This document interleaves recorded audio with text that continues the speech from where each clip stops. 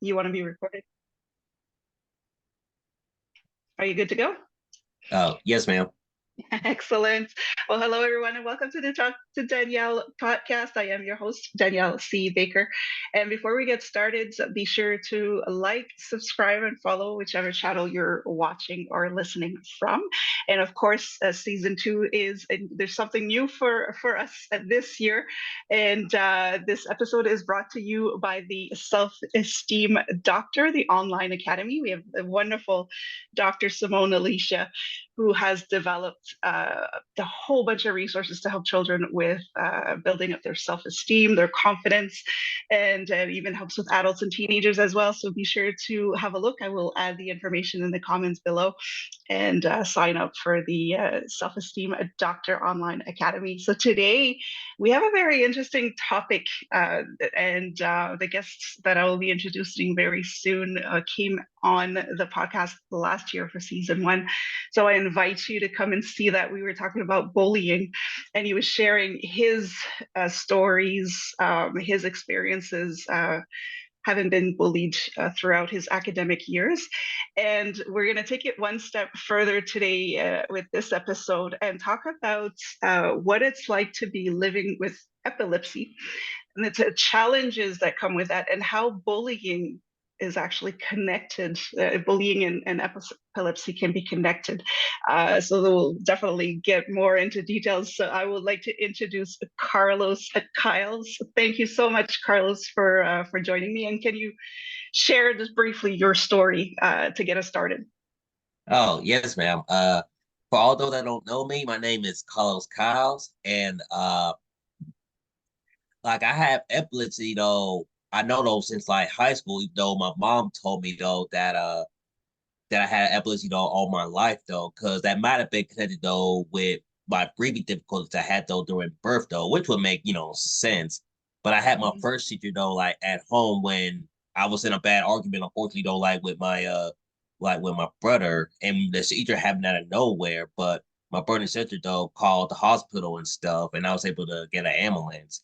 And when I had that seizure the first time, I wasn't used to it, so I was trying to to go to high school though, like, normally, but I felt a lot of pain in my chest. So I found out the hard way that, yeah, after you had a seizure though, you had to like, take it easy.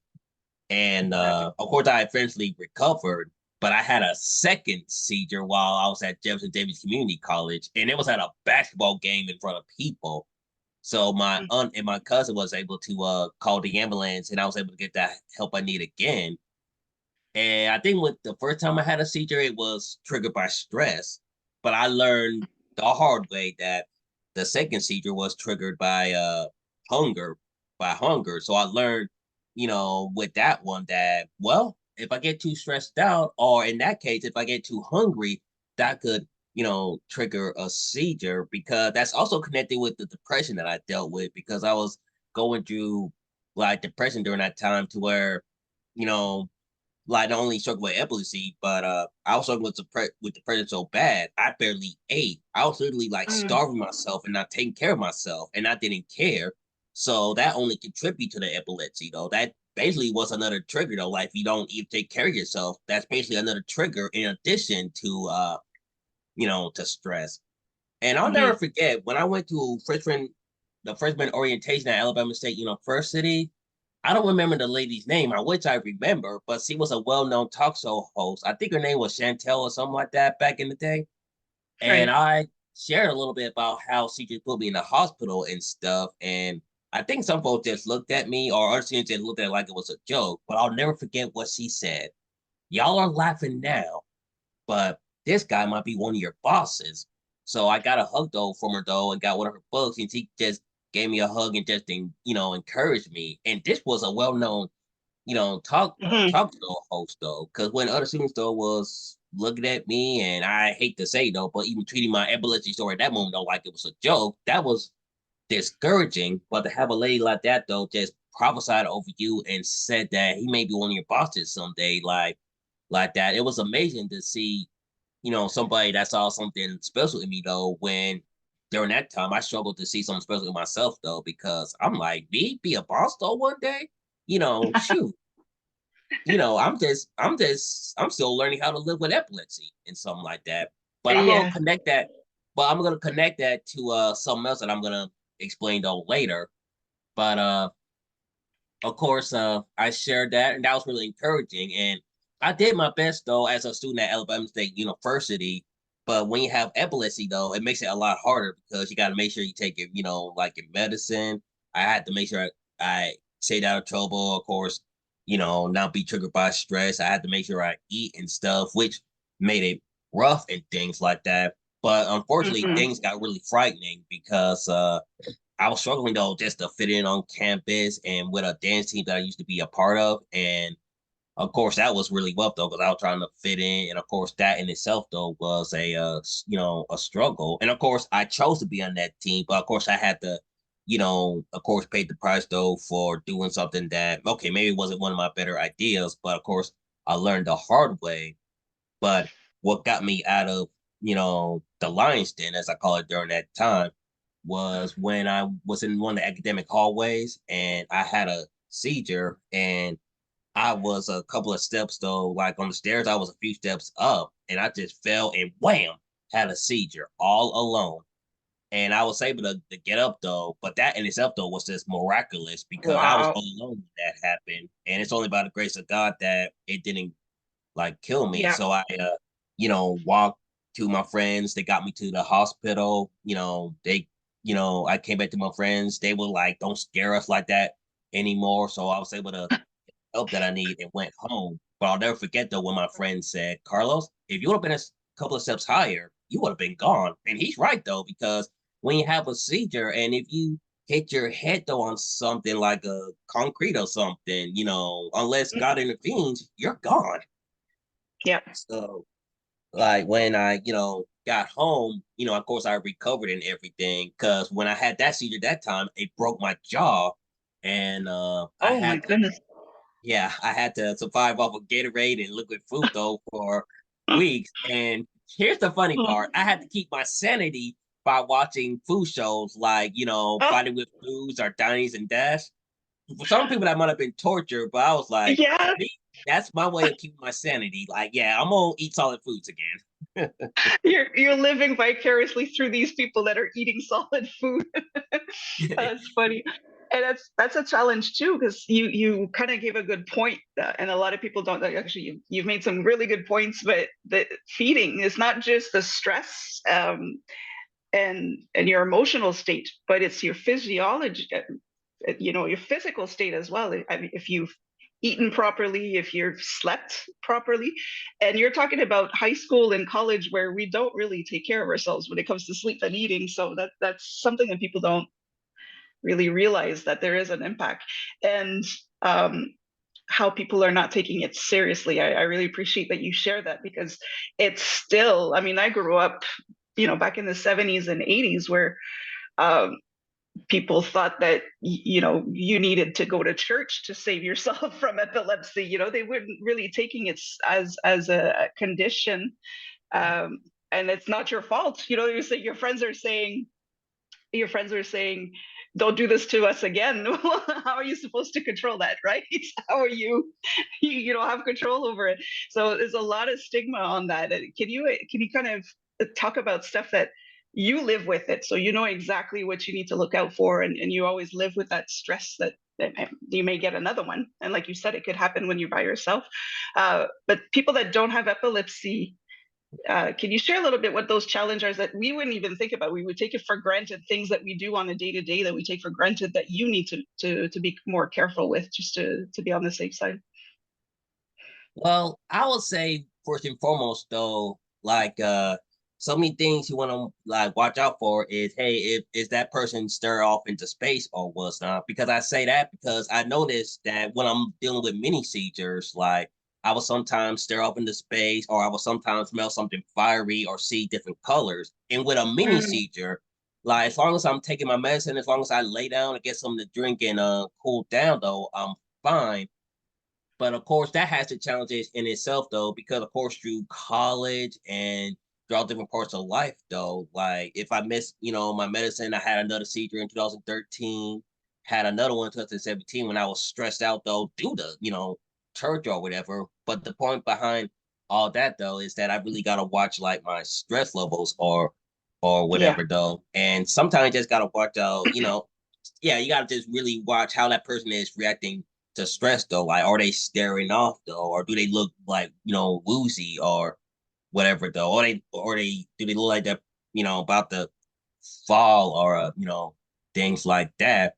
And overall Right. though, like you just gotta watch if that person taking care of themselves and how it's affected them or things like that. Because in a lot of cases, that a person with epilepsy though, like maybe they need to do a lot more than just like rest or or something like that. And sometimes you might want to ask though, hey, are they seeing a neurologist or seeing a epilepsy or whatnot? Are they getting the proper help or things, like that? Right. Right. No, that's good to know. And again, things that we don't think about, but um, the senses, like you said, you could be smelling something, or everybody's different. Everybody's reactions are different. So we can't just think that because one person has their seizure a certain way that everybody has it the same way. Is very different. And I've worked with children that sometimes it would just be you wouldn't even know that they were having. It's such a small seizure. The eyes would just roll back for maybe a few seconds and then they'd come back, but you could tell that they were disoriented. So I'm glad that you shared that. There's some examples of what that could look like.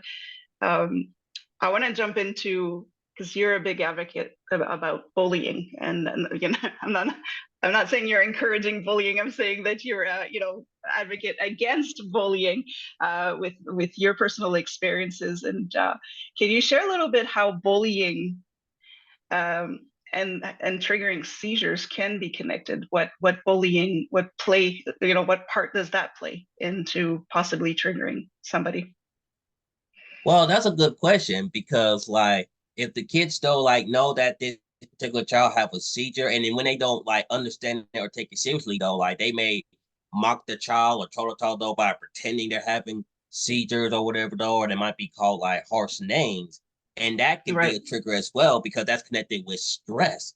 And when you add stress from bullying, as well as with the stress of everyday life and trying to management, especially as a child, though, it makes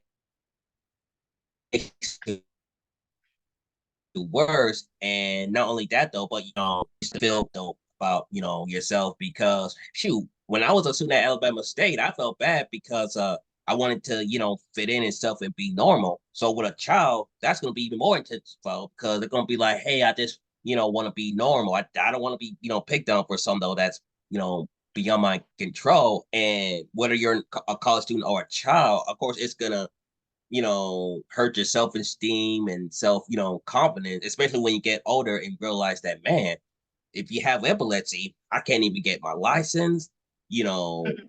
and when I'm trying to, do everyday things, it just makes it like, even harder. And when folks don't understand, and to make it worse, when they snap on you or stuff because they don't understand, that really makes it, you know, frustrating. So with Yeah. epilepsy and bullying though, like it hurts the child's, confidence. They have to decide to just be, normal. And in the child's mind, though, they'd be like, how in the world do I manage something though that other kids put me down for?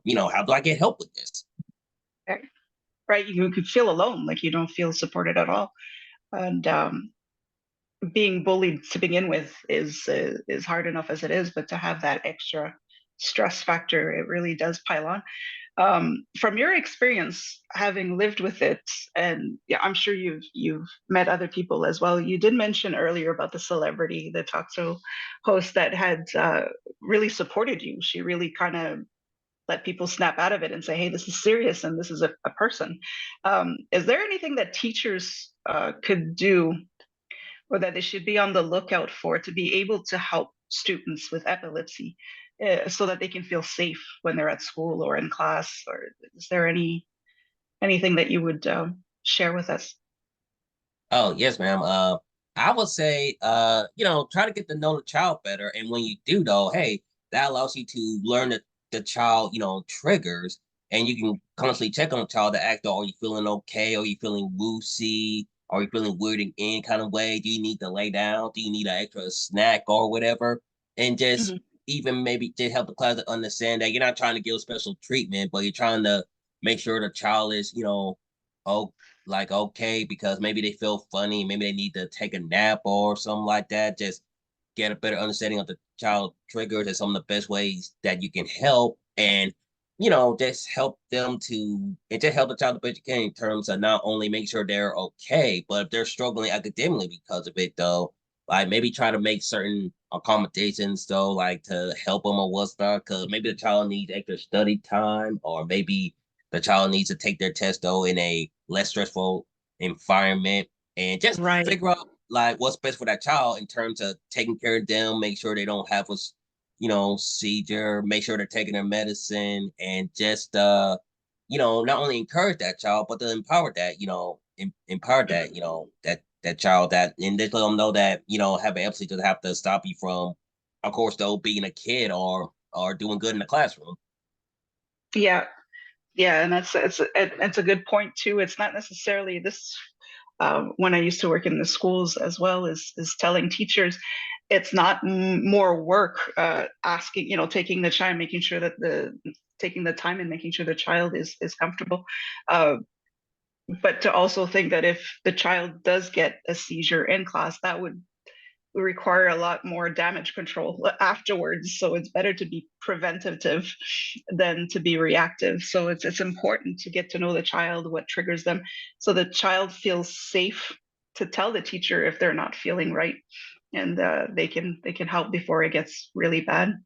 I did have another question about, you know you've experienced this a lot more into your adult years, so we're, what teachers could be on the lookout. But when you're in the workforce, when you're out there looking for a job, and you do get your job, you still have some stress uh, involved in your day to day at work. So can you share anything with us of what employers could do to help support employees that have epilepsy, and how they can again create that safe environment for those employees? Well, just like with the student, get to know your employee, just to, understand your like employees' triggers, try to understand how they can manage, like manage it, and maybe, have that particular employee though maybe work like certain jobs or something like that, and figure out something to Mm, where, okay, I can have them work certain jobs without interrupting like, everything and things like that, and just understand though that with their particular employee, they gotta do their best though to, of course, take care of themselves, make sure like they're eating and taking breaks or whatever. Like they're not asking for special treatment, but they just want to make sure that they take care of themselves and make sure they don't get triggered by stress or anything. And just to understand yeah. that that employee is trying to work hard. They just don't want to, have a seizure and scare everybody half to death on the job. Because I thought about that while I was working at like Burger King and even at Burlington. Because with Burger King, I had some boss that was really cool, but I had one boss that thought I was being like lazy or whatever. But there were times where I would just stare out and stuff. And yeah, I even hit in the fridge though. But I will admit that though. But I was doing that just to stay calm and stuff because I was trying my best to make sure not to have a seizure. And when I used to work at the deli, like I did have a crazy moment where like I literally got cussed out on the job, had one of my fellow employees just growl at me just to keep it family friendly. But I'll be real Wow. though. I got so ticked off that I had to leave the job because I was like, well, I gotta leave because if I get too stressed out or mad, I could trigger a seizure or heart attack because my chest was hurting really badly and it was scary. Right. And of course, I think I tell the truth though. Like I had to be the big person and leave because I can't just swing on someone because I'll go to jail. So I had no choice, like but to leave though. And of course, it was really discouraging. And of course, you'll have some people that say, "Oh, you should not have left or left your job." But of course, I got a little frustrated because I was like, I just don't Right. understand. I had to leave though, just to just so I wouldn't do something that I would regret. And of course, I had to leave so I wouldn't have, like a seizure or whatever, though. Because to some people, though, it's worth it to try to keep that particular job. But in some cases, it's not always worth it. So that's a moment that always teach you that you got to do what's best for you. But not everything at that particular job we was at the daily was all bad because I heard one of the most encouraging things that my that one of my bosses though said, you can have epilepsy, you can have autism, you can have Asperger's. Oh, I added this one, or you even have Tourette's, but don't let it stop you from living your life. And that was so true because with that particular job, and I'm connected though with getting over the bullying and rejection though. Like in 2019, you know, that's the good part because during that year, I just got a job and I was just getting over a girl that I used to like, which took me 3 years to get over her. And it was the same girl that I was suicidal over at Mhm. one point. But I'm not now though, because I'm in a much better place, thanks to, of course, letting her go and going back to the church, being Right. at a different church, working a job, hitting the gym, I felt great, again. Mhm. And I'm glad she said, don't let it stop you living your life, though, because the fact that I was going to church, I was working, I was hitting the gym, I felt like I was finally living, Right. living again. That was a really encouraging. 2019, though, was one of the most encouraging, like, years, though, like in my life.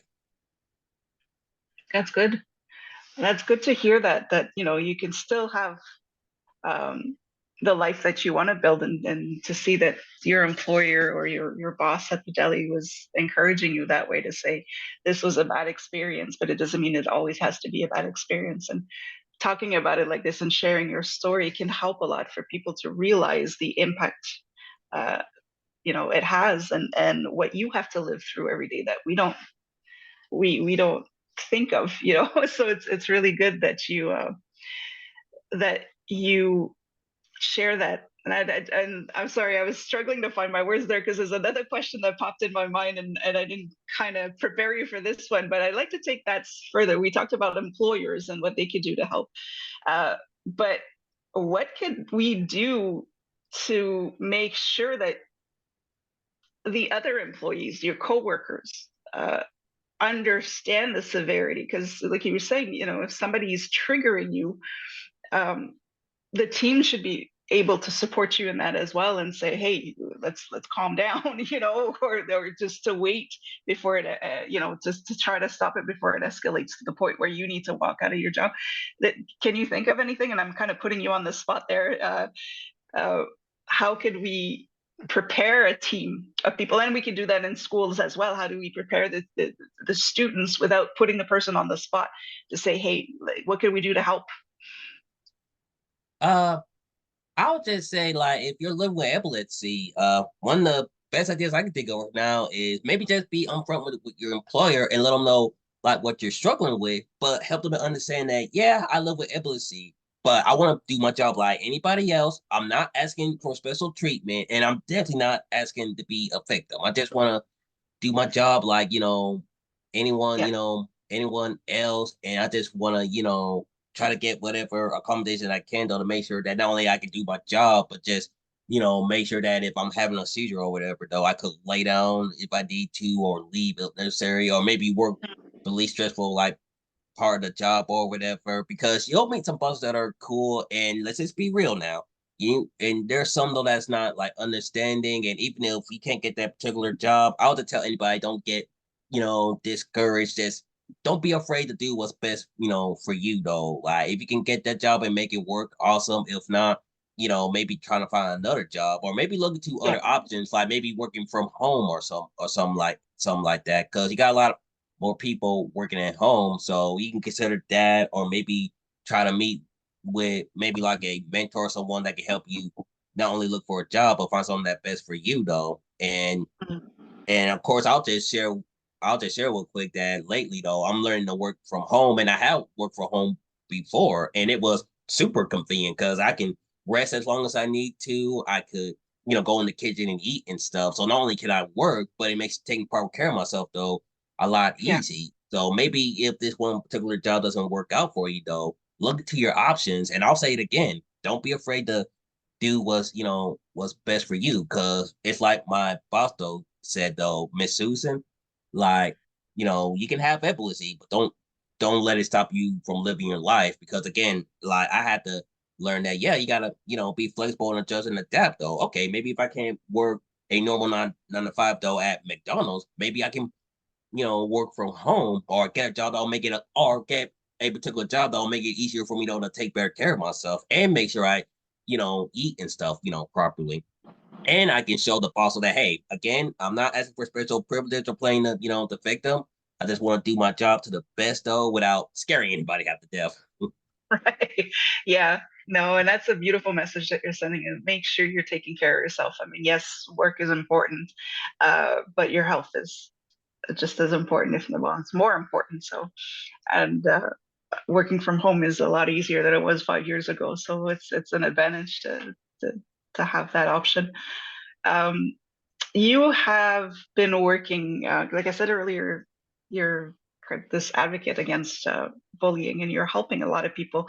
Um, and again, I will invite other people to have a look at season one. I believe it's episode 4, where Carlos talks about his experience as long-term bullying. Um, can you talk a little bit about the work that you do in helping people overcome the effects of being bullied for so long, and how you can overcome that? Like you said, there was a time where you were really in a dark place, and then you came out of that, surrounding yourself with the right people, taking care of yourself, and all of that. Can you talk a little bit more about how you support people through that? Oh, yes. Like with Polysol over the years, as I've been working on the fishing and learning how to do a startup, I've been like networking with people, been hearing some really powerful bullying stories of some, as well. A lot of them are tear jerkers. Like they'll just, bring the emotion like out of Yeah, you. But I'm, working on starting a nonprofit though, and as well as a for profit, but they'll be two separate entities or like sister companies. But in addition to that though, I got two other bitches that I'm, working on, which is flexible within my schedule. Cause one is with Amway, and I was able to set up an online shop called Neat Man Shop, where I sell hold on a sec, to where I sell that's nice. you know, products like double X vitamins and energy drinks, and products though that are made from all natural ingredients and plant based. There's Nice. skincare products for the ladies and all types of like soap and stuff though from like for men and women as well, and they're made from some of the best like products. And I'm Yeah. also working on getting my license to sell insurance though with Primerica. So I'm setting up two different companies to where not only can I sell stuff for myself, but I can hire people, or in this case with epilepsy, or people who are being bullied though. Like I want to set up something to where I can, hire people and we can team up like together though, and you can have like a at home, job though that could be, flexible within your schedule. And no doubt a lot of people with epilepsy, are struggling to get a job. So I want to set up something to where I can, give people like a job. And since it's, work from home or something like that, you can work from home, and with a work at home though job, it can not only build their, confidence and generate like income, for Right. them, but it can, help accommodate like their needs. Like you're at home, you can set up your own schedule and you can eat when you need to. You can rest if you need to. And if there's a problem, you can talk, to me because hey, I'm an easygoing guy and I'm the kind of boss that like Yeah. if there's an issue, let's fix it. Let's not play around. Yeah. And with Polysol, I'm working on a bully recovery platform to where we're want to help people though deal with and heal with bullying. Provide a curriculum that teach them how to shift their focus, mindset, attitude, and shift from a victim mindset to a victor mindset.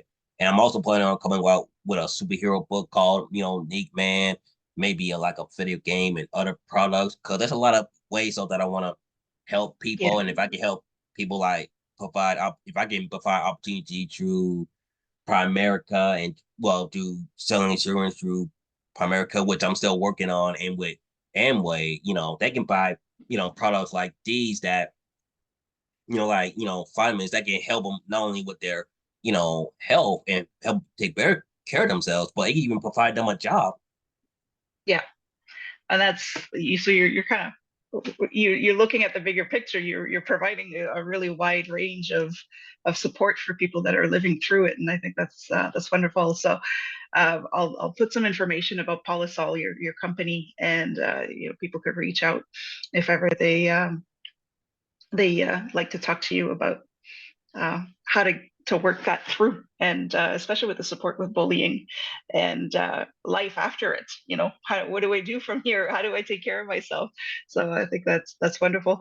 Um, I always like to ask little questions that is a bit off topic. So I'm just wondering if you would mind sharing something about you that people don't necessarily know about, and it could be anything from a hobby, from something that you like to do, just something people not necessarily know. Say, I didn't know Carlos like that or did that. Or can you share anything uh, of the sort? Hmm. Let's see. Something like well, So I know you like dancing. I'm sorry I cut you off there. I know you mentioned that before, you like dancing, but something that nobody would know about. I don't think I tell a whole lot of people, but I want to learn how to cook more. Like I want Oh, to, nice.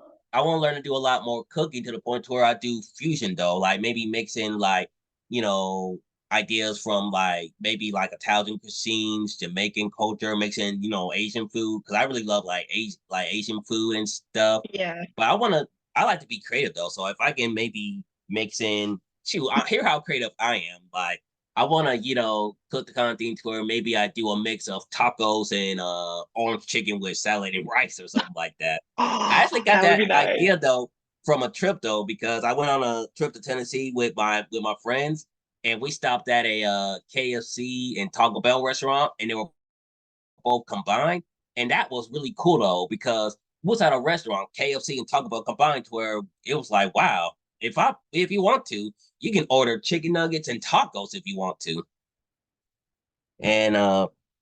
and that's one thing I want to do. Though. I really want to get more into cooking and just do more like fusion, cooking and stuff like that. Just be really creative though with my cooking. Yeah, oh, that's amazing. I actually like that idea. That's really fun.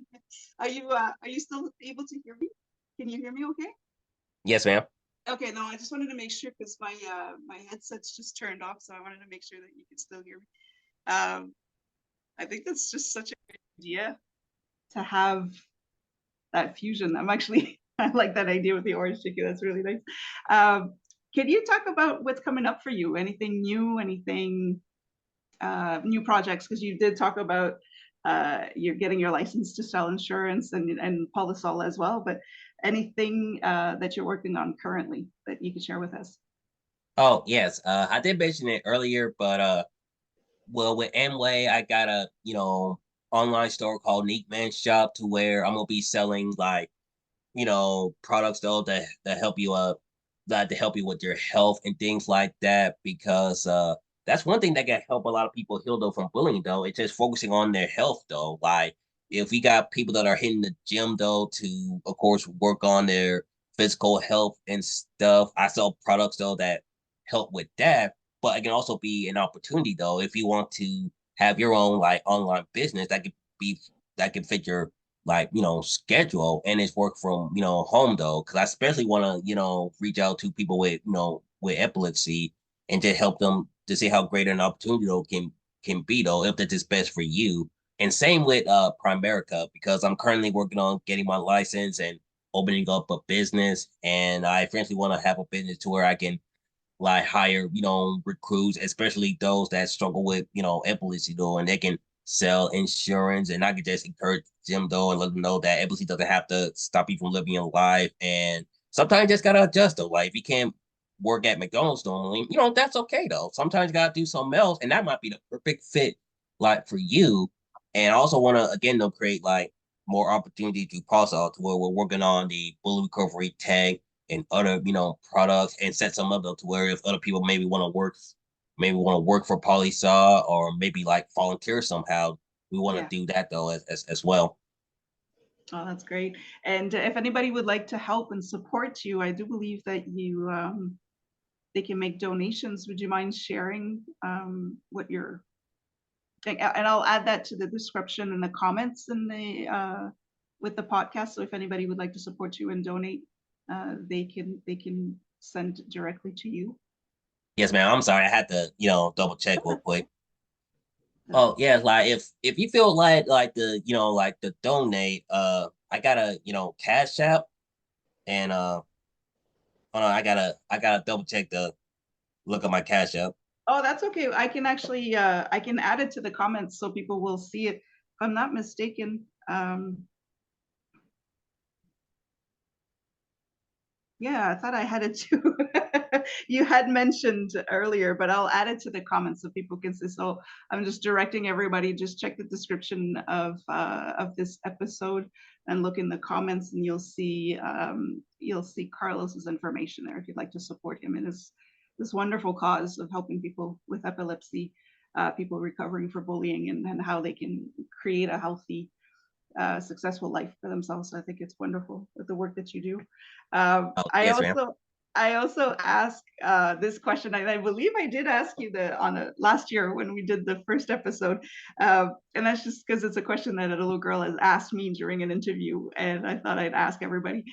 Oh, perfect. Okay, so for your Cash App, let me just double check again. I had it in the comments there. There we go. And I apologize though for the audience because like I'm a really busy man, and ever since the first time I've been on here though, business has really been picking up because I'm so blessed right now that opportunities are seeking me out. That's amazing.